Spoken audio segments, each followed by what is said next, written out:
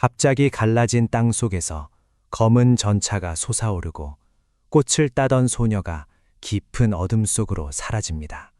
딸을 잃은 여신의 세계도 그날 이후 멈춰버립니다. 곡식은 자라지 않고 꽃은 시들고 대지는 황폐해져 갑니다. 도대체 무슨 일이 벌어진 것일까요?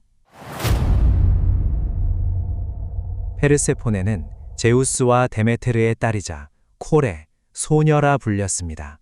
어느 날 페르세포네는 들판에서 친구들과 함께 꽃을 따고 있었습니다. 그곳에는 장미가 피어 있었고 제비꽃과 붓꽃, 히아신스가 바람에 흔들리고 있었습니다. 그때 페르세포네의 눈앞에 유난히 아름다운 꽃 한 송이가 나타납니다. 그 꽃은 수선화였습니다. 페르세포네를 유인하기 위해 가이아가 피워낸 꽃이었습니다. 페르세포네는 그 꽃에 이끌려 천천히 다가갑니다. 그리고 손을 뻗어 꽃을 꺾으려는 순간 땅이 갈라지고 그 틈에서 저승의 지배자 하데스가 올라옵니다. 하데스에게 붙잡힌 페르세포네는 비명을 지르며 어머니를 찾지만 하데스의 전차는 이미 땅 아래로 사라지고 있었습니다.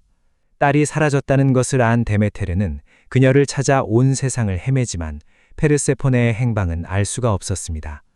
하지만 그 비명을 들은 존재가 있었습니다. 횃불을 든 여신 헤카테, 밤과 갈림길, 그리고 저승의 경계와 연결된 여신이었습니다.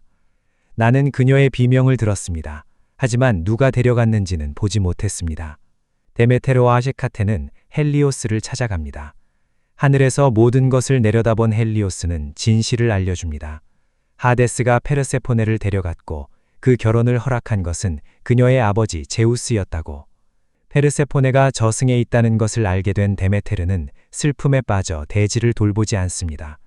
더 이상 싹이 트지 않고 밭은 메마르고 나무는 열매를 맺지 않습니다. 꽃은 시들고 곡식은 사라집니다. 인간들은 굶주리기 시작합니다. 사람들은 제단 앞에 설 힘도 잃어갑니다. 신들에게 바쳐야 할 제사도 끊어질 위기에 놓입니다. 그러자 올림포스의 신들도 이제 침묵할 수 없었습니다. 제우스는 전령의 신 헤르메스를 부릅니다. 저승으로 내려가 하데스에게 전해라. 페르세포네를 데메테르에게 돌려보내라고. 헤르메스는 곧장 하데스의 세계로 내려갑니다. 페르세포네는 하데스 곁에 앉아 있었지만 그녀의 마음은 어머니에게 가 있었습니다. 헤르메스는 제우스의 뜻을 전합니다. 하데스는 페르세포네를 바라봅니다. 그리고 그녀가 지상으로 떠나기 전 석류 씨앗 몇 알을 건넵니다. 페르세포네는 그 씨앗을 먹고 맙니다. 작은 씨앗 몇 알. 하지만 그것은 페르세포네를 저승과 묶어버리는 마지막 장치였습니다. 헤르메스는 페르세포네를 데리고 다시 지상으로 올라옵니다. 그리고 마침내 페르세포네는 어머니에게 돌아갈 수 있었습니다. 긴 슬픔 끝에 어머니와 딸은 다시 만납니다. 그 순간 대지는 숨을 쉬기 시작합니다.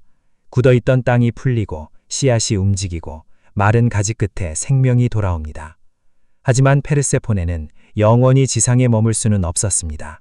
저승에서 먹은 석류 몇 알이 그녀를 저승과 묶어버렸기 때문입니다.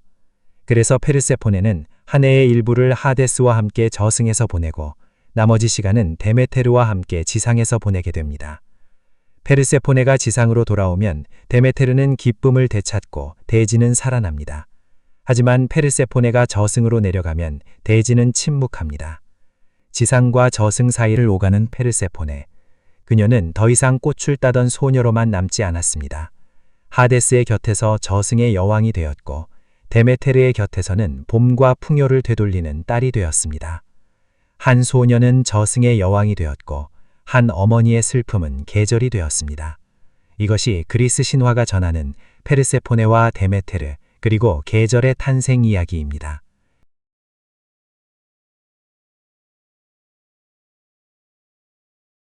끝까지 시청해 주셔서 감사합니다.